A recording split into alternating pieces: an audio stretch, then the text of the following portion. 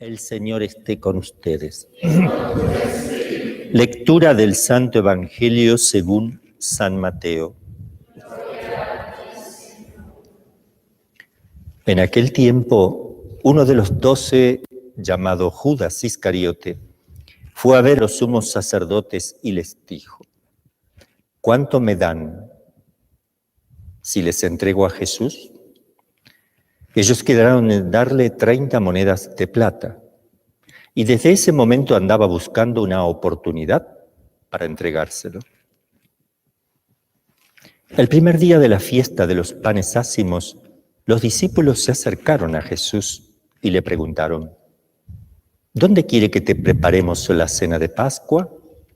Él respondió: vayan a la ciudad, a casa de fulano y díganle: el maestro dice, mi hora está ya cerca. Voy a celebrar la Pascua con mis discípulos en tu casa. Ellos hicieron lo que Jesús les había ordenado y prepararon la cena de Pascua. Al atardecer se sentó a la mesa con los 12 y mientras cenaban les dijo: yo les aseguro que uno de ustedes va a entregarme. Ellos se pusieron muy tristes y comenzaron a preguntarle uno por uno: ¿acaso soy yo, Señor? Él respondió: el que moja su pan en el mismo plato que yo, ese va a entregarme. Porque el Hijo del Hombre va a morir, como está escrito de él, pero ay de aquel por quien el Hijo del Hombre va a ser entregado.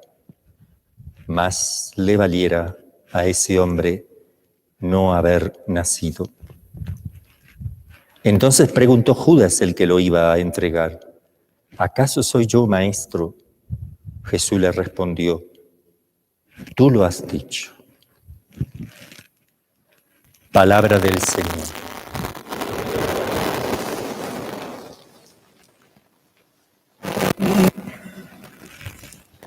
En el nombre del Padre, del Hijo y del Espíritu Santo. Inmaculado Corazón de María.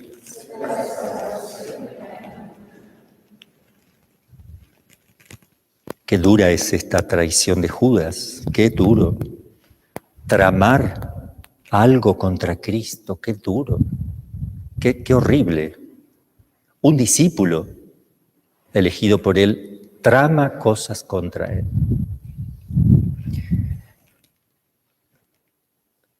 Andan circulando en las noticias en un momento donde tenemos que estar rezando muchísimo por tantos problemas en la iglesia y afuera de la iglesia, en el mundo, en todas partes. Tenemos que rezar mucho, hacer penitencia, pero hay personas que se dedican a ultrajar al Papa, a hablar mal de él, a hacer bulos y cosas que están haciendo mucho daño. Entonces esos son traidores también de Cristo, del dulce Cristo en la tierra. Hay que tener cuidado. Nos puede gustar o no su presencia, su forma de ser, pero es el Papa, es el vicario de Cristo. Es Cristo. Decían por ahí, el Papa se sacó el título de vicario de Cristo. Entonces ya no es Papa. Y le voy a explicar cómo viene la maldad de las cosas. Porque dice en el anuario, que se publica todos los años, quién es el Papa, cómo se llama y todas las cosas que van ahí en el anuario. Resulta que arriba dice Francisco Papa, etcétera, etcétera, vicario de Cristo.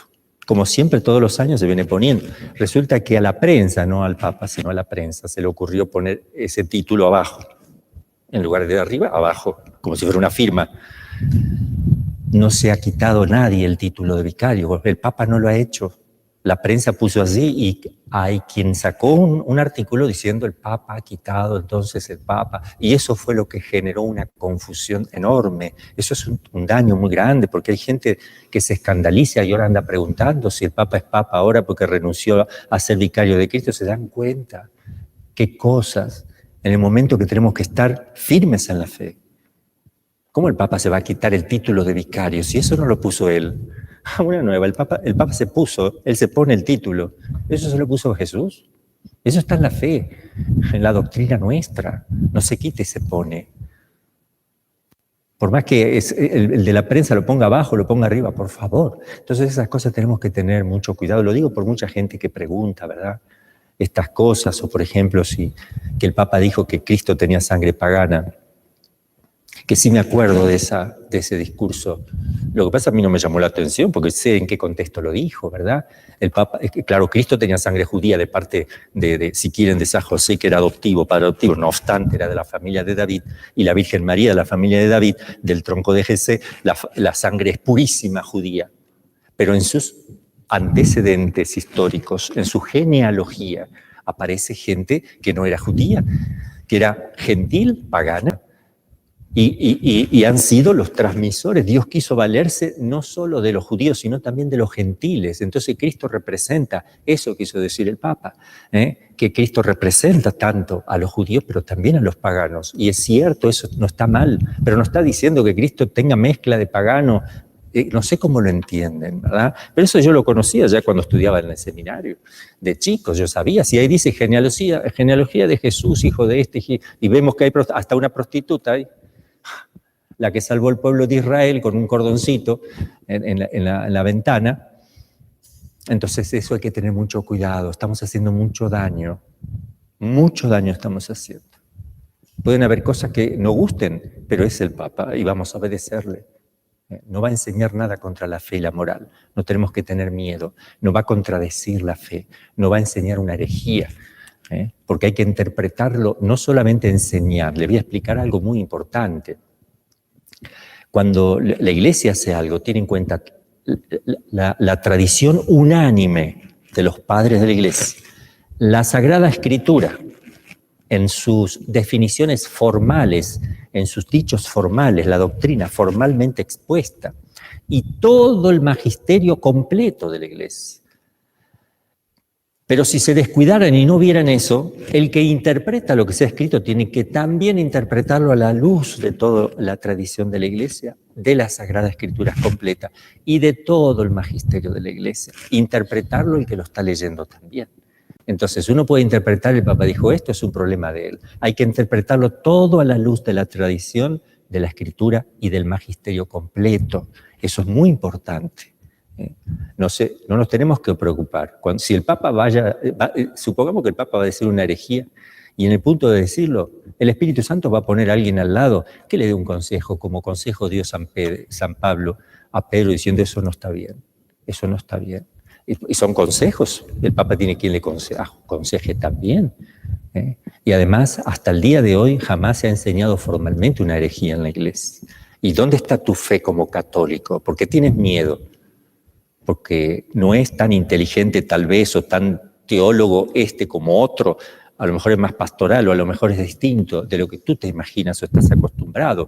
Entonces esas cosas hay que aprender a morir, a los apegos anteriores hay que aprender a morir también. Eso no significa que uno no valore todo lo de atrás, sino que tiene que ir adaptándose permanentemente a las cosas. Fíjense que un título, Vicario de Cristo, que está puesto al pie de página cuando estaba arriba, ahora está abajo, ahí hay un problema filosófico de fondo, porque falta estudiar filosofía. ¿Por qué? Porque no se distingue el accidente de la esencia de algo. Entonces ese no es el problema de la Iglesia, eso no es lo esencial de la Iglesia. Entonces también hay que distinguir esas cosas, creo que es importante. Son modos también juzgados de haber aconsejado mal o de haber hecho mal las cosas, o de influenciar de un modo o de otro, también serán juzgados. Su gente o los que están rodeando al Papa también tienen que pasar por un juicio. Allá ellos. Nosotros no nos compete hacer juicios a ellos tampoco, sino que nosotros tenemos que cumplir bien lo que Dios nos pide en cada lugar. Él tiene sus consejeros, tiene su gente, en fin. Entonces, creo que es importante que nos tranquilicemos, porque se está alborotando todo eso, y eso no es de Dios. Bien, creo que quedamos claros. No vayamos a la pasión del Señor con todas estas cosas. No seamos otros Judas, que lo último que vamos a hacer antes de que muera Cristo es traicionar al dulce Cristo en la tierra, al vicario de Cristo. Entonces estamos poniéndonos igual que Judas, cuidado. Uno puede tener opiniones personales del Papa, no hay ningún problema, pero en las cuestiones de fe y moral necesitamos hacer una adhesión firme y completa a las enseñanzas del Papa, en las cuestiones de fe y moral. ¿Se puede equivocar el Papa y decir algo que no está bien? Sí, se puede equivocar. Pero lo corregirán. Quien tiene que hablar, hablará y se corregirá. Pero enseñar una herejía hasta hoy no ha sucedido. Por eso que se dice que la Iglesia, esta continuidad que tiene, el hecho de no haber desfallecido hasta ahora, significa que la Iglesia es verdadera.